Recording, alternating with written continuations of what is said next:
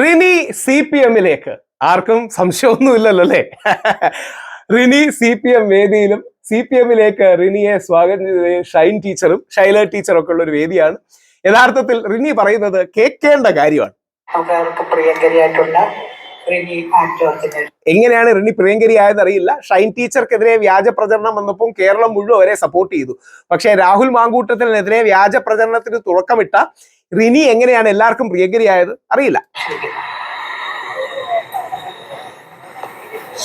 ഞാൻ സംസാരിച്ചത് എനിക്ക് വേണ്ടിയല്ല, CPM-ന് വേണ്ടിയായിരിക്കും. അതുകൊണ്ടാണ് എനിക്ക് വേണ്ടിയല്ലെന്ന് പറയുന്നത്. എനിക്ക് വേണ്ടി ആയിരുന്നുവെങ്കിൽ നേരത്തെ ശൈലജ ടീച്ചർ പറഞ്ഞതുപോലെ എനിക്ക് ചെറിയ പ്രശ്നം മാത്രമേ ഉണ്ടായുള്ളൂ. രണ്ട് മെസ്സേജ് അയച്ചു. റിനിക്ക് 2 മെസ്സേജുകൾ അയച്ചു. അത് ബ്ലോക്ക് ചെയ്ത് ഒഴിവാക്കാവുന്ന കാര്യം മാത്രമേ ഉണ്ടായിരുന്നുള്ളൂ. ആ റിനിയാണ് യഥാർത്ഥത്തിൽ രാഹുൽ മാങ്കൂട്ടത്തിനെതിരെ ഇത്രയും വ്യാപകമായി ആരോപണങ്ങൾ ഉന്നയിച്ചത്. 2, രാഹുൽ മാങ്കൂട്ടത്തിനെതിരെ പരാതി കൊടുത്തു. പരാതി നിയമപരമായി നിലനിൽക്കാത്തതുകൊണ്ട് റിനിയെ കേസിൽ സാക്ഷിയാക്കി. വേറെ സ്ഥലത്താണെങ്കിൽ റിനിക്കെതിരെ വ്യാജ പരാതി കൊടുത്തതിന് കേസെടുക്കേണ്ടതായിരുന്നു. 2ാം സരിതയായ റിനി മാറി. ഇനി CPM-ലേക്ക് സരിത എന്ന് ചേരുമെന്ന് ദൈവത്തിനറിയാം.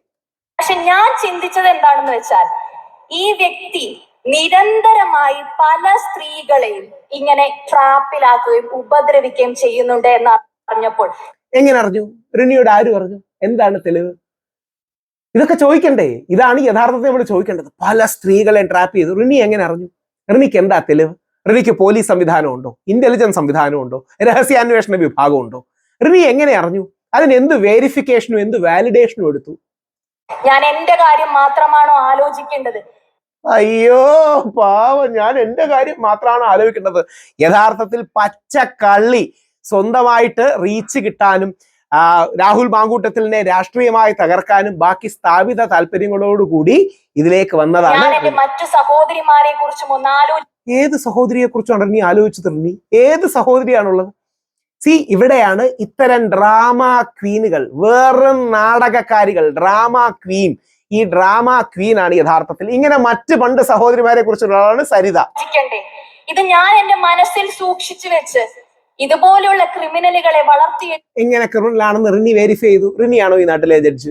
മറ്റേ ഈ സിനിമയില് നമ്മുടെ ഫഹദ് ഫാസിൽ ചോദിക്കുന്നില്ല, നീയാണോ ജഡ്ജ് എന്ന് ചോദിക്കേണ്ടതാണ്. ഞാനും കൂടി സഹായകമാകണമോ എന്ന് ഞാൻ ചിന്തിച്ചു. ഡ്രാമയാണ്, നാണമില്ലേ? മാത്രമാണ് ഞാൻ അത് ഈ സമൂഹത്തിന്റെ മുന്നിലേക്ക് വെച്ചത്. എന്തൊരു ഡ്രാമയാണ്! ഉളുപ്പില്ലാത്ത, തെളിവോ ബേസോ ഇല്ലാതെ അങ്ങനെ സംസാരിക്കുന്ന ആൾക്കാർ.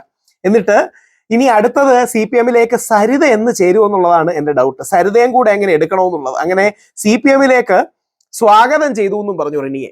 രാഹുൽ മാങ്കൂട്ടത്തിനെതിരെ ആരോപണം ഉന്നയിച്ച നടി റിനി ആൻഡ് ജോർജ് CPM വേദിയിൽ. പറവൂരിൽ KK ശൈലജ പങ്കെടുത്ത പ്രതിഷേധ കൂട്ടായ്മയിലാണ് റിനി പങ്കെടുത്തത്. റിനിയെ CPM-ലേക്ക് സ്വാഗതം ചെയ്ത് KJ ഷൈനും രംഗത്തെത്തി. KJ ഷൈനെതിരെയുള്ള അപവാദ പ്രചരണവും പിന്നാലെയുള്ള സൈബർ ആക്രമണവും. ആ അപവാദ പ്രചരണം നടത്തിയ ആളാണ് റിനി. രാഹുൽ മാങ്കൂട്ടത്തിനെതിരെ തന്നെ ഉള്ളൂ. ഒരാണിനെതിരെ അപവാദ പ്രചരണം നടത്തുകയും അത് രാഹുൽ മാങ്കൂട്ടത്തിനെതിരെ സൈബർ ആക്രമണത്തിന് വഴിവെക്കുകയും ചെയ്തതാണ്. ആ വ്യക്തിയാണ് ഷൈൻ ടീച്ചറിനെ നമ്മളെല്ലാം സപ്പോർട്ട് ചെയ്തതാണ്. ഷൈൻ ടീച്ചറിനെതിരെ ആകട്ടെ, കോൺഗ്രസ് ആകട്ടെ, BJP ആകട്ടെ, കമ്മ്യൂണിസ്റ്റുകാർക്കാകട്ടെ, ആർക്കെതിരെ അപവാദം പറയാൻ പറ്റില്ല. എന്താണ് ഈ അപവാദം? എന്താണ് ഗോസിപ്പ്?